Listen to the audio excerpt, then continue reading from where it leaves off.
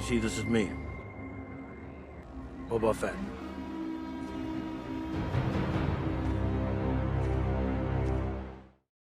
Hello, everybody, and welcome back to the Chiss Ascendancy podcast. If you have been tuning in and keeping up with 30 Days of Boba Fett, we are on day 6. Eventually, I'm going to run out of these things.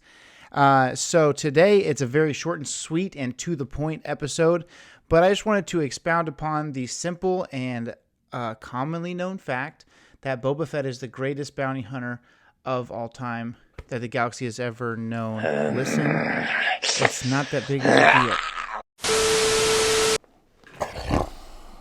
We interrupt this, whatever this is, to tell you the truth about bounty hunting in the galaxy far, far away. The truth of the matter is, Boba's second best. And that's being generous. I rescued that little whelp when he was just a boy. Me and Aura Singh were like parents to him. And here we are, years later, hunting down the Jedi and the clone troopers to try to make Boba feel better about himself. He was so little.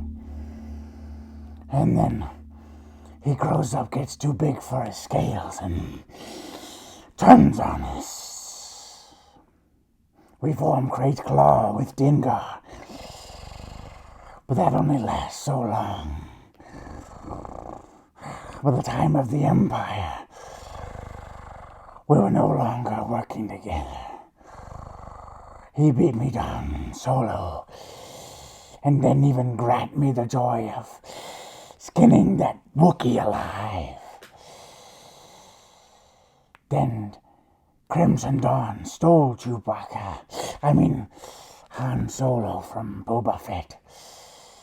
Jabba then put a bounty so big on Boba's head no one could resist. When I hunted him down, he blew my arms off and left me for dead. On a meteorite planet. Me being cold-blooded, don't you think that did something to me? I'll tell you this, if I ever get my claws on Boba again, it won't be too soon. Okay, I don't know what that was. Clearly, as you saw, I was talking about how Boba's the greatest bounty hunter of all time, and Bosk himself shows up, so that was pretty neat. If you like my Bosk impersonation, I'm accepting donations. It'd be cool to do it full time. If you didn't like it, I cannot say that I blame you. It's a tough one, but I think that it would be funny to do a little boss impersonation taking over the show, and that's why today's episode of 30 Days of Boba Fett is second best, because from Legends to canon, Bosk and Boba Fett are always running and gunning against one another, 1 and 2. Even in the unfinished Clone Wars episodes where it's Cad Bane versus Boba Fett, you see the moment where Bosk says, "I say we give the kid his shot." So he's always kind of had a big say in the matter of things. And in Legends, Bosk becomes the head of the Bounty Hunters Guild by killing and eating his father Kratos.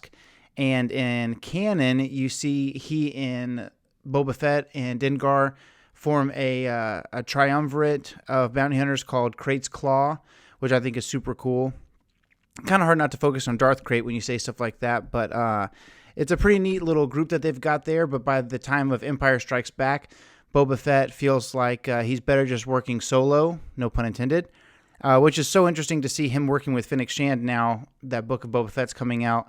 But between besting Cad Bane, which I assume is going to be canonized at some point if it's not already considered canon, growing out of that shadow of Jango Fett, capturing Han Solo, then I'm sure later this 30 days we'll go through the whole retrieval of Han Solo from Crimson Dawn and all of those things that have happened in the Marvel comics.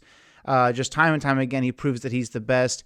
He gets the better of Bosk, as my counterpart earlier this episode told you about. Blows Bosk's arms clean off, ties him to a rock, and leaves him for dead on a meteorite, which obviously Bosk being a Trandoshan, being a reptilian, is super deadly for him, and did not think twice about it because Bosk started it. Then later on, you've got moments with Dengar and Valance and some of those characters that he gets the better of. It's just time after time after time. There's not really anybody that gets the better of Boba Fett. I think one of the reasons that he is, to me, one of the reasons he's the best is the Mandalorian armor is a cool thing.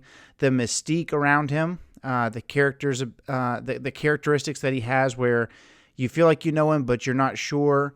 When you have that mystique, it's kind of like if you want to use the gold standard versus the dollar bill, where the more you let people know about you, the more, of a loudmouth you are or a bragger you are, people feel like they know you already. So when you try to take someone into your corner, they automatically assume that you're going to turn on them. But we've seen a few times in Legends and canon where Boba Fett, his mystique allows him to open up just a bit to gain someone's confidence, whether he really needs their help or if it's just a ploy. Similar to what we talked about yesterday with Dengar, where he opens up a bit, gets Dengar's trust, and then turns him over to Jabba the Hutt for his betrayal. And so things like that, I think, really stand out. I think that his tactics are really great. I don't think that he's on a tactician's level like someone like Grand Admiral Thrawn, who's 12 steps ahead of you. But I think that he is smart enough, and I think that combined with the armory that he's got and the physical prowess, it's just a perfect triangle of brains and brawn.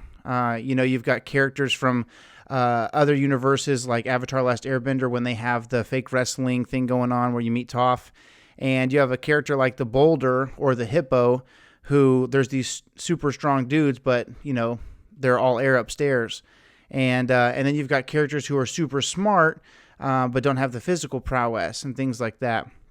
Obviously, someone, like a Sith Lord like Palpatine, it's not really fair because of the dark side of the Force. But for not having the Force, for just being, especially coming from someone who I'm sure it's been brought up a million times, oh, you're just a clone. I think that he's overcome the odds, and I think that he doesn't really need anybody to help him. And so going directly against the title of this episode, Boba Fett is the greatest bounty hunter. And that includes Din Djarin, Cad Bane, Jango Fett. If you disagree, sound off in the comments and I'll shoot you down. But thank you so much for tuning into this episode of the Chiss Ascendancy. This has been day 6 of 30 Days of Boba Fett. I hope you enjoyed it. And thank you once again for tuning in to the Chiss Ascendancy. Have a good one.